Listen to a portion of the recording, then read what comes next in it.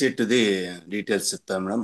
అంతులేని ఆరోగ్య శక్తులకు ఆటపట్టు అరటి చెట్టు అనే విషయం గురించి చెప్తాను. ఓకే. ఒక ఆర్ ఆయుర్వేద ప్రచారకులారా, అరటి చెట్టు ఔషధాల గురించి ఎప్పుడైనా విన్నారా? దాదాపు అందరికీ అరటిపండు తినడం తెలుసు కానీ మిగిలిన అరటి చెట్టులోని ఏ ఏ అంగాలు ఏ ఏ వ్యాధులకు అద్భుత ఔషధాలుగా పనిచేస్తాయో తెలియదు. పూర్వకాలంలో పచ్చి అరటికాయలతో పాటు అరటి పువ్వు, అరటి మువ్వ, అరటి దుంప,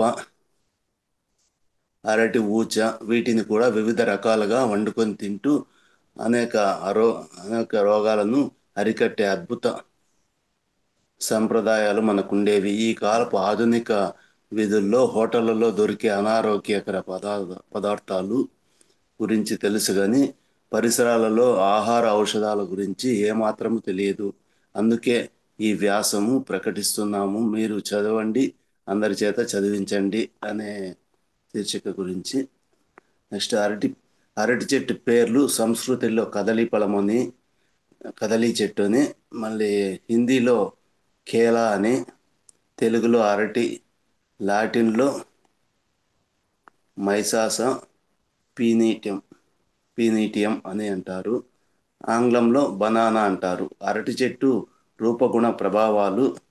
అరటి చెట్లలో అనేక రకాల జాతులు ఉన్నాయి. నిత్య జీవితంలో రోజు వాడుకునే జాతి చెట్ల గురించే చెప్పుకుందాము. అరటి చెట్టు రసము తీపి, వగరు రుచులు కలిగి ఉంటాయి. చలవ చేస్తుంది. వాతాన్ని పెంచి వీర్యపుష్టి చేస్తుంది. మూత్రపిండాలలో రాళ్లను, ఉదరంలోని క్రిములను, సెగ రోగాలను, రక్తపైత్యాన్ని పోగొడుతుంది. దీని ఉపయోగాలు తెలుసుకుందాము. ఇంటిలో అరటి చెట్టు పెంచవచ్చా? ఇండ్లలో అరటి చెట్టు పెంచడము ఉత్తమమని ఒకటి ఒక చెట్టు పెంచడం ఉత్తమమని, 2 చెట్లు పెంచడం మధ్యమమని, 3 చెట్లు పెంచడము వ్యాధికరమని, 4 చెట్లు పెంచడం నాశనకరమని పెద్దల మాట. కాబట్టి ఒక చెట్టును ఇంట్లో పెంచుకోండి. నెక్స్ట్ అరటి పువ్వు వడియాలు. ఇవి రుచిగా ఉంటాయి. దగ్గు, ఆయాసము మొదలైన శ్వాస రోగాలను పోగొట్టి బలం కలిగిస్తుంది. అరటి ఆకు భోజనము మనసుకు ఇంపుగా ఉంటుంది.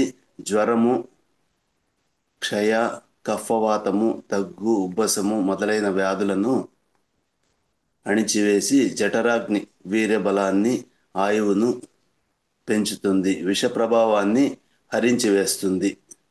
నెక్స్ట్ వన్, స్త్రీల అతి ఋతు రక్త స్రావానికి బాగా మగ్గిన అరటిపండు ఒకటి, నాటి ఆవు నెయ్యి లేదా నాటు గేదె నెయ్యి 50 గ్రాములు కలిపి తినాలి. ఇలా రోజుకు 3 పూటల 3 సార్లు తింటూ ఉంటే బహిష్టులో ఆగకుండా ప్రవాహంలా స్రవించే అతి ఋతువు ఆగిపోతుంది. స్త్రీ ప్రాణాలు హరించే సోమరోగానికి.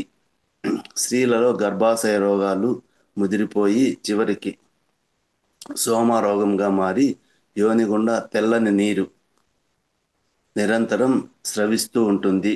దీన్ని వెంటనే ఆపకపోతే ధాతువులు శోషించి ప్రాణాలకే ప్రమాదము. పచ్చి ఉసిరిక కాయల రసంతో కానీ,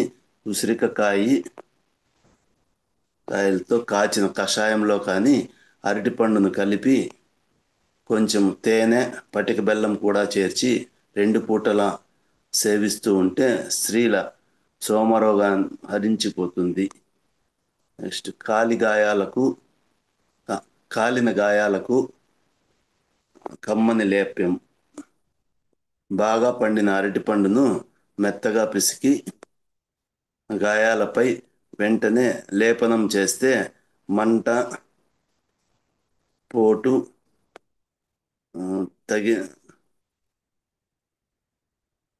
తగ్గిపోతాయి, త్వరగా మానిపోతాయి. ఇది మేడం. ఈ అవకాశం ఇచ్చిన మహాతర్ ఫౌండేషన్ వారికి, ఉమ్, పారిజాత మేడం గారికి, సుమా మేడం థ్యాంక్ గారికి, యూ సార్. నాదేం లేదు. Thank you. రంగనాథ్ సార్, అందరికీ ధన్యవాదాలండి. ఈ జూమ్ లో పాల్గొంటున్న అందరి ధ్యానులకు ధన్యవాదాలండి. Thank you very much madam, ఈ అవకాశాన్ని ఇచ్చినందుకు. Thank you sir.